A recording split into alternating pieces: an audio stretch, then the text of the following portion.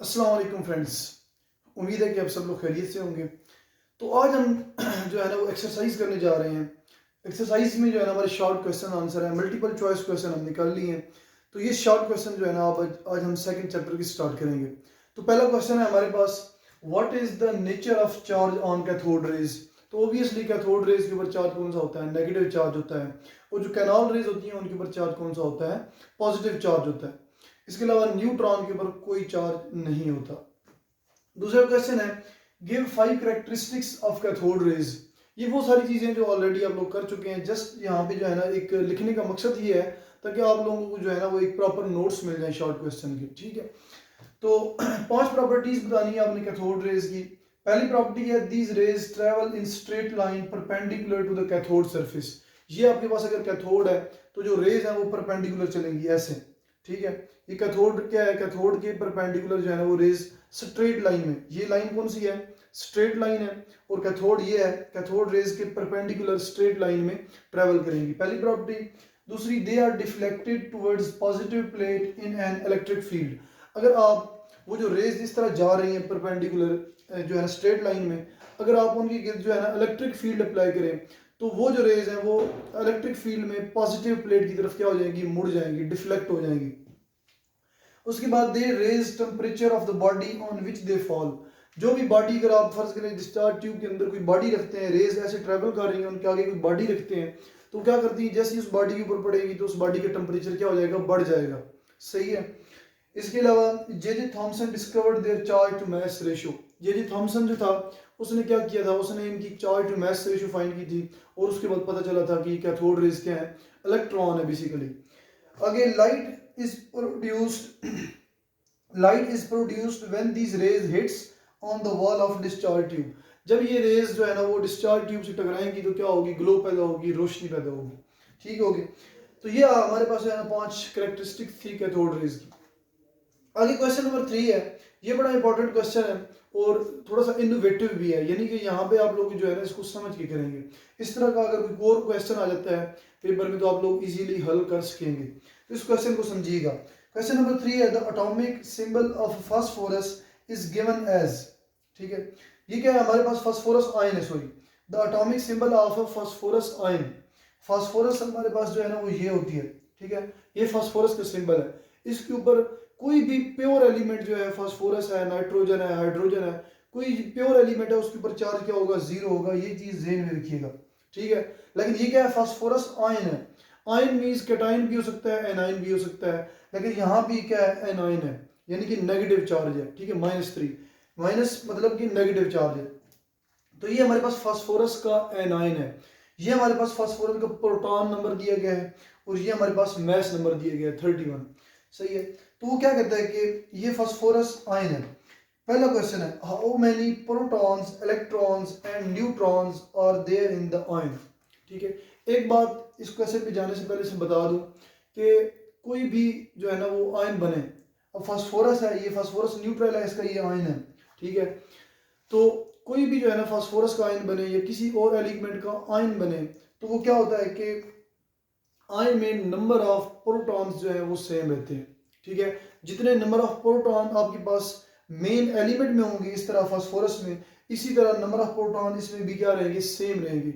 हाँ, कैटायन और एनायन में just number of electrons change होते हैं, ये चीज ध्यान में रखिएगा। यानी कि जब भी कोई आयन बनेगा, कैटायन बनेगा या एनायन बनेगा, उसमें just number of electrons change होंगे, नंबर ऑफ प्रोटॉन्स और नंबर ऑफ न्यूट्रॉन्स चेंज नहीं होंगे। ठीक है, ये चीज ध्यान में रखिएगा। आगे चलते हैं। सो पहला क्वेश्चन है, how many protons, electrons and neutrons are there in the ion. Basically हमारे पास इसका एटॉमिक नंबर क्या है? 15 है। और एटॉमिक नंबर का मतलब क्या है? कि प्रोटॉन नंबर। ठीक है, प्रोटॉन नंबर यानी कि टोटल नंबर ऑफ प्रोटॉन। तो प्रोटॉन यहां से ही देख के पता चल गया कि प्रोटॉन कितने हैं? 15 है। जब 15 प्रोटॉन है तो इसका मतलब है कि इस जो न्यूट्रल फास्फोरस है इसके अंदर 15 इलेक्ट्रॉन है। ठीक है, इसके अंदर अगर 15 प्रोटॉन है तो कितने इलेक्ट्रॉन है? 50 इलेक्ट्रॉन है। लेकिन ये हमारे पास क्या है? आयन है। अब आयन का मतलब क्या है कि इसमें जो है ना वो नेगेटिव आयन है, यानी कि नेगेटिव आयन का मतलब है कि 3 इलेक्ट्रॉन हमने इसके अंदर डाल दिए। ये -3 का मतलब क्या है कि तीन इलेक्ट्रॉन जिनके ऊपर क्या चार्ज है, नेगेटिव चार्ज है।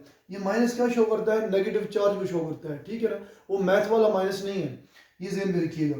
तो ये -3 का मतलब है कि 3 इलेक्ट्रॉन इस न्यूट्रल फास्फोरस के अंदर हमने डाले हैं, तो हमारे पास ये आयन बन गया, सही है। अब 3 इलेक्ट्रॉन हमने और डाल दिए हैं, तो पहले कितने इलेक्ट्रॉन थे, 15 इलेक्ट्रॉन थे, तो 3 इलेक्ट्रॉन और ऐड किए तो कितने इलेक्ट्रॉन हो गए, टोटल 18 इलेक्ट्रॉन हो गए, ठीक है। प्रोटॉन 15, यहाँ पे प्रोटॉन 15 है तो इलेक्ट्रॉन भी 15 होंगे, इलेक्ट्रॉन 15, तो यहाँ पे क्या आयन है -3, यानी कि -3 चार्ज है, 3 इलेक्ट्रॉन और डाले हैं तो ये आयन बन गया। तो 15 + 3 क्या हो गया, 18। अब इसके अंदर 18 इलेक्ट्रॉन है इस आयन के अंदर, और इसके अंदर न्यूट्रल फास्फोरस के अंदर 15 इलेक्ट्रॉन है, ठीक है। होप्स हो कि आप लोगों को ये चीज़ समझ आ गई होगी। अब न्यूट्रॉन फाइंड करने हैं। तीसरा हमारे पास ये न्यूट्रॉन्स है। न्यूट्रॉन्स का सिंपल कुलिया क्या है कि आप एटॉमिक मास में से ये जो है ना एटॉमिक नंबर क्या कर दें, माइनस कर दें, ठीक है। 31 में से 15 माइनस करेंगे तो आपके पास जो है ना वो टोटल नंबर ऑफ न्यूट्रॉन्स आ जाएंगे। तो यहाँ पे न्यूट्रॉन्स हमारे पास 16 है, ठीक है। 31 - 15 करेंगे तो 16 न्यूट्रॉन आ जाएंगे। आगे बी पार्ट है, what is the name of the ion. इस आयन का नेम क्या है। वैसे तो इन्होंने फास्फोरस आयन जनरली बोल दिया है, ये जनरल नेम है कि फास्फोरस का आयन है, लेकिन इस आयन का, हर आयन का एक स्पेसिफिक नेम होता है। तो इस आयन का नेम क्या है, फास्फाइड आयन, ठीक है। कौन सा आयन है, फास्फाइड आयन। फास्फाइड आयन है P-3। आगे अगर ये फास्फोरस का, अगर फास्फोरस के ऊपर -3 हो, अब यहाँ पे अगर ये PO4 -3 हो, फास्फोरस का एक और आयन भी है PO4 -3, इसको बोलते हैं फास्फेट आयन। क्या बोलते हैं, फास्फेट आयन। इसके बाद हमारे पास PO3 -3 है, इसको हम बोलते हैं फास्फाइट आयन, ठीक है। ये 3 डिफरेंट आयन है जो कि फास्फोरस एलिमेंट से बनते हैं, ठीक है। ये फास्फाइट PO3 -3। आगे चलते हैं हम। सी है, draw the electronic configuration of the ion. इस आयन की इलेक्ट्रॉनिक कन्फिग्रेशन आप ड्रॉ करें, ठीक हो गया। तो बेसिकली हमने क्या करना है, हमें पता है कि हमें टोटल नंबर ऑफ इलेक्ट्रॉन्स पता होना चाहिए। इलेक्ट्रॉनिक कन्फिग्रेशन जब भी आप लिखने लगे तो उसके लिए आपको क्या पता होना चाहिए, टोटल नंबर ऑफ इलेक्ट्रॉन्स, चाहे वो आयन हो चाहे वो एलिमेंट हो। आपने पहले एलिमेंट की इलेक्ट्रॉनिक कन्फिग्रेशन लिखी है, आयन की मेरे ख्याल से नहीं लिखी अभी तक। तो आयन की इलेक्ट्रॉनिक कन्फिग्रेशन भी आप जो है ना इसमें लिखेंगे। तो आयन की, इसमें आयन में टोटल नंबर ऑफ इलेक्ट्रॉन्स कितने हैं, 18 है। तो P-3 यानी कि फॉस्फाइड आयन जो है इसमें टोटल नंबर ऑफ इलेक्ट्रॉन्स कितने हैं, 18 इलेक्ट्रॉन्स हैं। So the electronic configuration of phosphide ion will be 1s2 2s2 2p6 3s2 3p6। 18 electron जितने भी सारे शेल हैं वो पूरे हो जाएंगे। किस तरह, ये आपके पास न्यूक्लियस है, ये आपके पास जो है ना K शेल है, ये आपके पास जो है ना वो L शेल है, और ये आपके पास KL, और ये जो तीसरा M शेल है। K में 2 इलेक्ट्रॉन ये वाले, आगे K के बाद L है, L में ये 2s और 2p, और आगे M है, M में 3d भी आता है साथ में, लेकिन वहां पे यहाँ पे 3d क्या है, 0 है, ठीक है, जो कि हम लिखते नहीं है साथ में। तो 3d क्या है, यहाँ पे 0 है। तो जो कि s और p कंप्लीट फिल हो गए हैं, तो जो है ना वो हम समझते हैं कि जो है ना ये फिल हो गया। तो कहने का मतलब ये है कि आपके पास जो है ना ये इलेक्ट्रॉनिक कन्फिग्रेशन है किसकी, फास्फाइड आयन की। अब आगे चलते हैं हम। इसके बाद डी, अब डी हमारे पास जो है ना वो क्वेश्चन है, name the noble gas which has the same electronic configuration as the phosphorus ion has. कहते हैं कि ये जो फास्फोरस आयन है P-3 फास्फाइड आयन है, कौन सा ऐसा एलिमेंट है जिसकी इलेक्ट्रॉनिक कन्फिग्रेशन इस फास्फाइड आयन से मिलती है। 18 इलेक्ट्रॉन है ना टोटल, तो 18 इलेक्ट्रॉन वाला एलिमेंट हमारे पास आर्गॉन है, ठीक है। आर्गॉन एक नोबल गैस है, ठीक है। नोबल गैस का मतलब ये होता है कि ऐसी गैसेज हैं जो दूसरों के साथ रिएक्शन नहीं करती, ठीक है ना। इनके अपने सारे इलेक्ट्रॉन बाहर वाले शेल में कंप्लीट फिल होते हैं, तो ये दूसरों से रिएक्शन नहीं करती। इस वजह से हमने जो है ना इनको नोबल गैसेज बोलते हैं। ये पीरियोडिक टेबल आप पढ़ेंगे आगे जाके, जहाँ पे सारे एलिमेंट्स को अरेंज किया गया है। उन एलिमेंट्स में एक ग्रुप है नोबल गैसेज का, उसका एक एलिमेंट है आर्गॉन, ठीक है। तो इसकी जो इलेक्ट्रॉनिक कॉन्फ़िगरेशन है फास्फाइड आयन की, वो किससे मिलती है, आर्गॉन से मिलती है। The argon has same electronic configuration as phosphide ion because argon atomic number is 18। अब आर्गॉन का एटॉमिक नंबर क्या है, 18 है। आर्गॉन एलिमेंट है, ये चीज़ ज़हन में रखिएगा। आर्गॉन क्या है?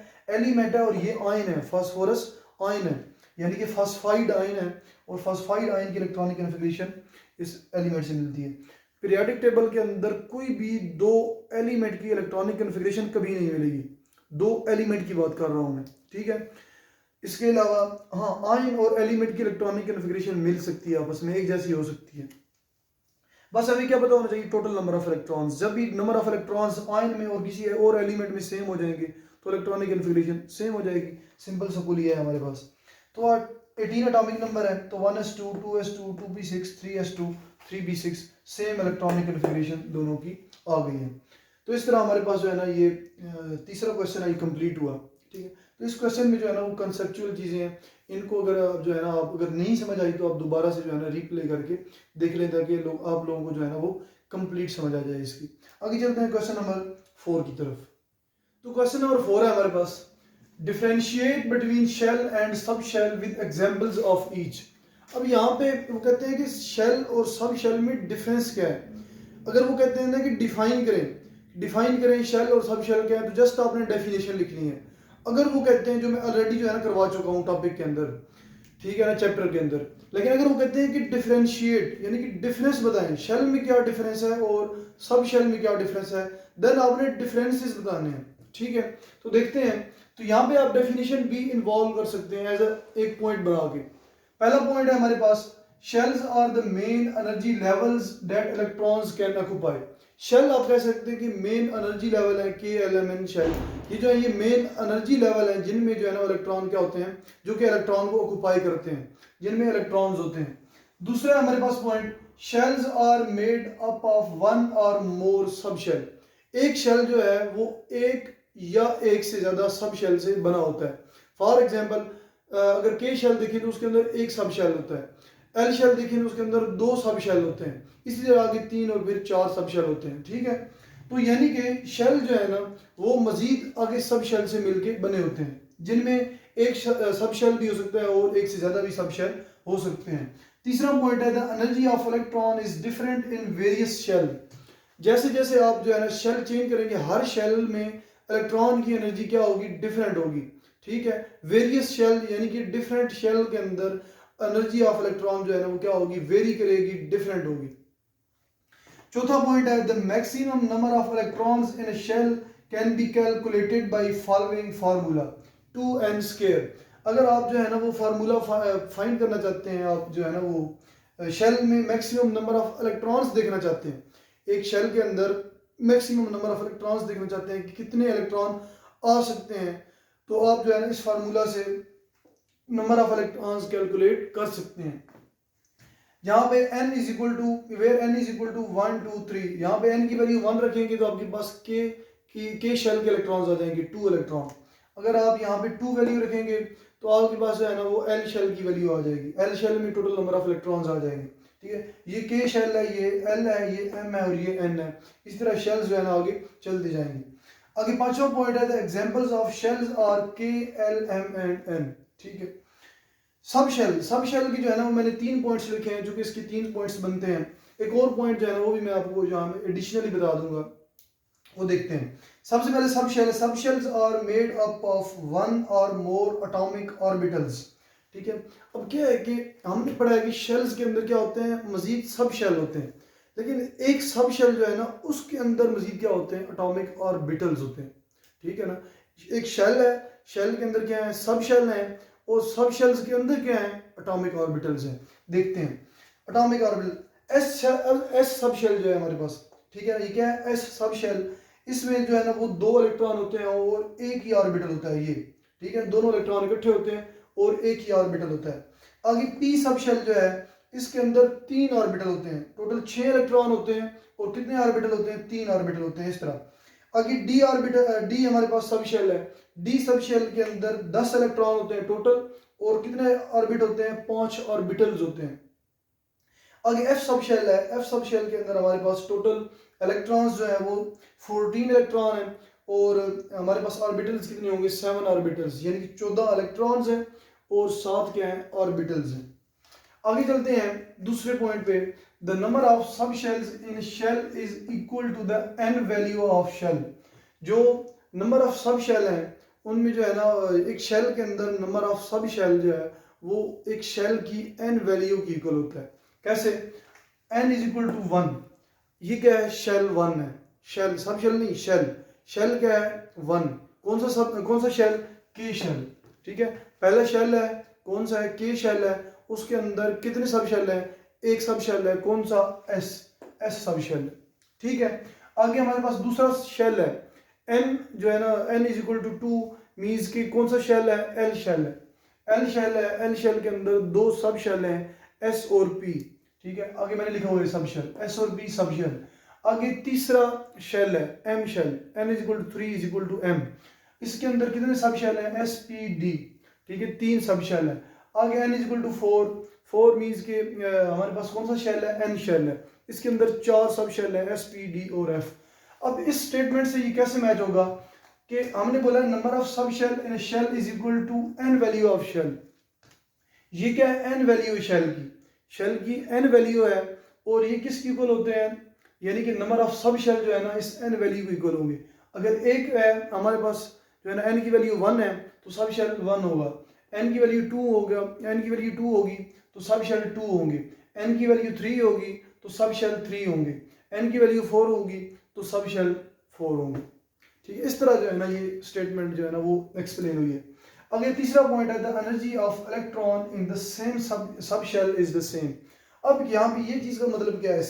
इसका मतलब ये है कि अगर फर्ज करें कि ये s ऑर्बिटल है, इसके अंदर 2 इलेक्ट्रॉन है तो दोनों इलेक्ट्रॉन की एनर्जी क्या होगी? सेम होगी। आगे p ऑर्बिटल है, p के अंदर 6 इलेक्ट्रॉन है तो p के 6 जितने इलेक्ट्रॉन है उनकी एनर्जी क्या होगी? सेम होगी। आगे डी सब शेल है, डी सब शेल में 10 इलेक्ट्रॉन है, इन 10 इलेक्ट्रॉन की एनर्जी क्या होगी? सेम होगी। आगे एफ है, एफ में 14 इलेक्ट्रॉन है, 14 इलेक्ट्रॉन की एनर्जी क्या होगी? सेम होगी।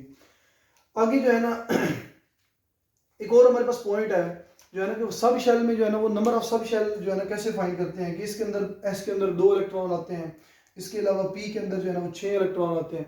तो ये हम कैसे फाइंड करते हैं? ठीक है, तो ये देखते हैं। बेसिकली ये हमारे पास एक फार्मूला है 2l+1, 2 इंटू 2l+1।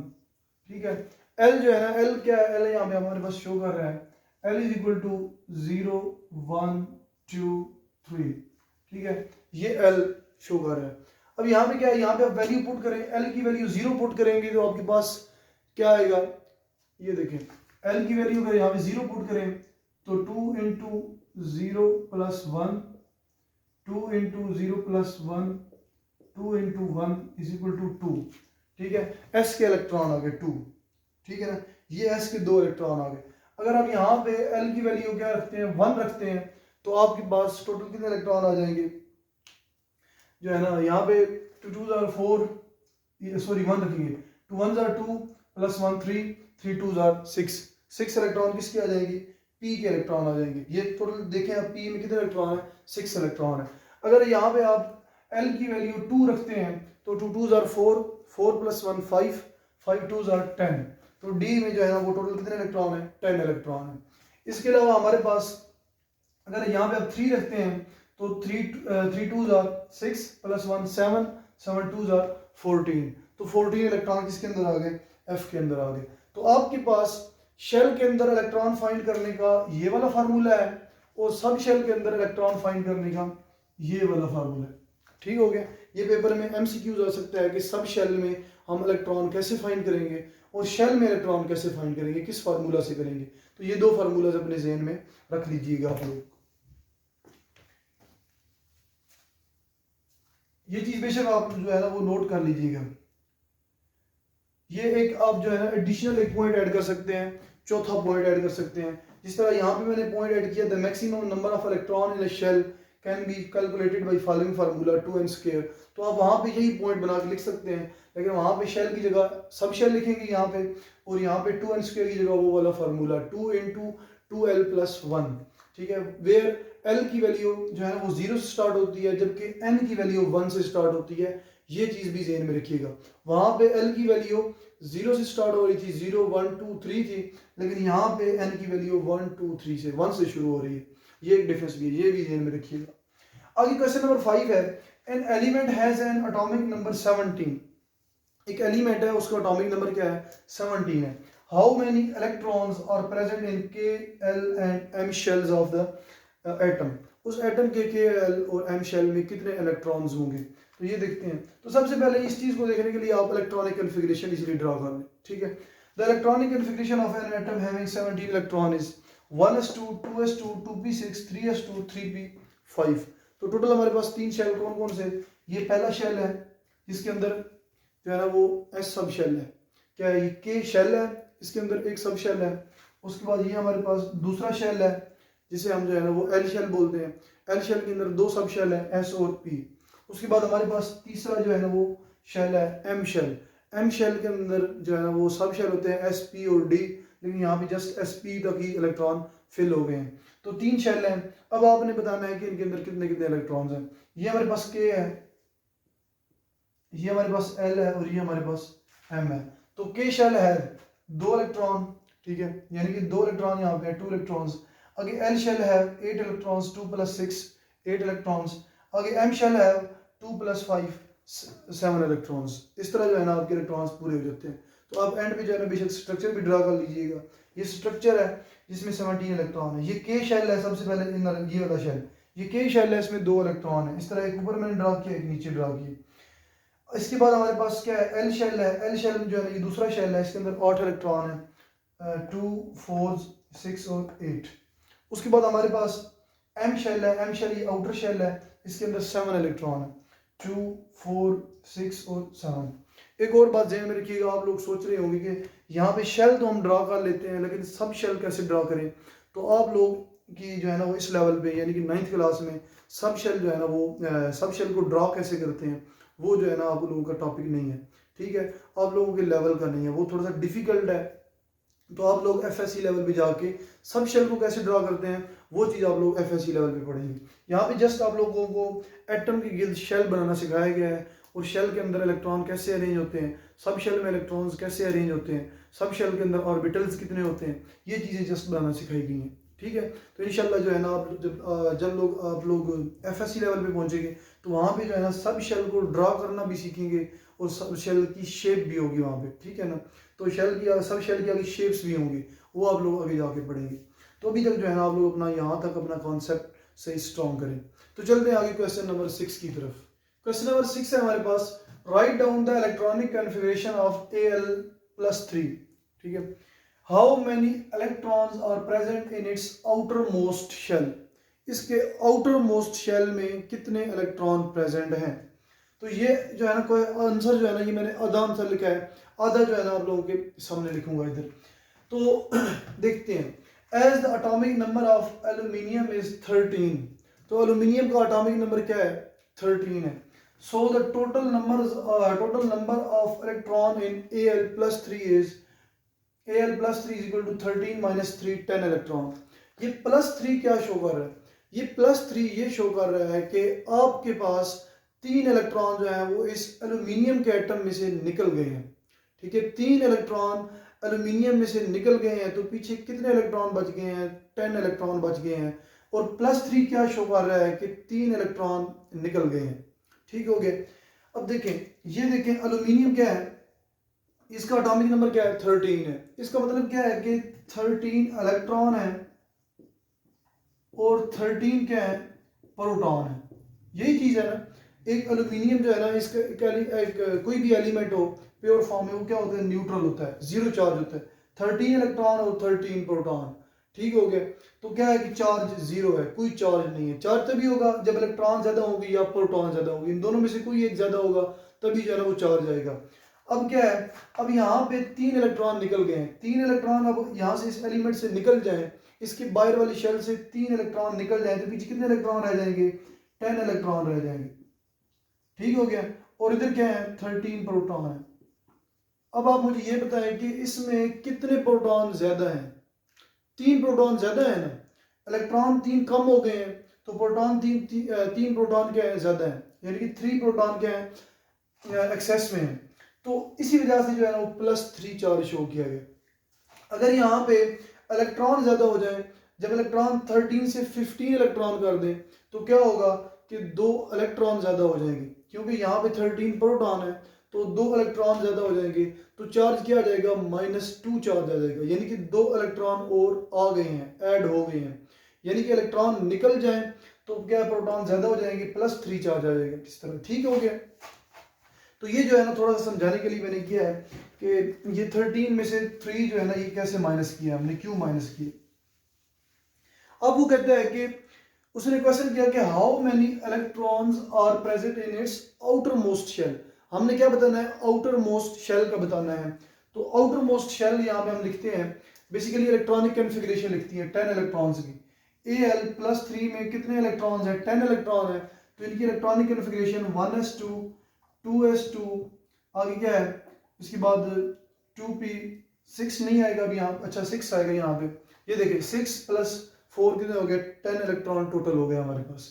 तो अब हमारे पास क्या है कि ये हमारे पास K शेल है और ये हमारे पास L शेल है, ऐसे ही है। तो K शेल ये तो हमारे पास आउटर मोस्ट नहीं होगा, आउटर मोस्ट मतलब बिल्कुल बाहर वाला शेल, तो बाहर वाला शेल कौन सा है, L शेल है। ठीक है, तो L शेल में कितने नंबर ऑफ इलेक्ट्रॉन्स हैं, 8 नंबर ऑफ इलेक्ट्रॉन्स हैं। तो यहाँ पे इसका आंसर क्या होगा, ये आप चीज लिख के आप यहाँ पे नीचे लिखेंगे, सो the outermost shell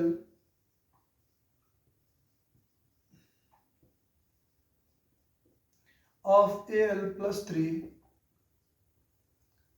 have 8 electron, इस तरह। ठीक हो गया। यहाँ पे यानी कि ये क्या है, K शेल है और ये क्या है, L शेल है। L शेल के अंदर टोटल ये आउटर मोस्ट शेल है, तो आउटर मोस्ट शेल में 6 + 2 8 इलेक्ट्रॉन्स मौजूद हैं। तो यहाँ पे हमारे जो है ना ये लेक्चर एंड होता है। ये 6 क्वेश्चन मैंने इस लेक्चर में जो है ना वो एक्सप्लेन किए हैं, शॉर्ट क्वेश्चन, और इंशाल्लाह जो नेक्स्ट 7 क्वेश्चन है वो अगले लेक्चर में जो है ना वो मैं एक्सप्लेन करूँगा। तो अगर आप लोगों का किसी का भी कोई क्वेश्चन हो, ठीक है, तो कमेंट सेक्शन में क्वेश्चन करके मुझसे जो है ना वो क्वेश्चन कर सकते हैं, इंशाल्लाह मैं उसका रिप्लाई करूँगा। तो इसी के साथ ही मैं अपना लेक्चर एंड करता हूँ। अपना बहुत ज़्यादा ख्याल रखिएगा और मिलते हैं नेक्स्ट लेक्चर में इंशाल्लाह। तो इसी के साथ ही अल्लाह हाफिज़।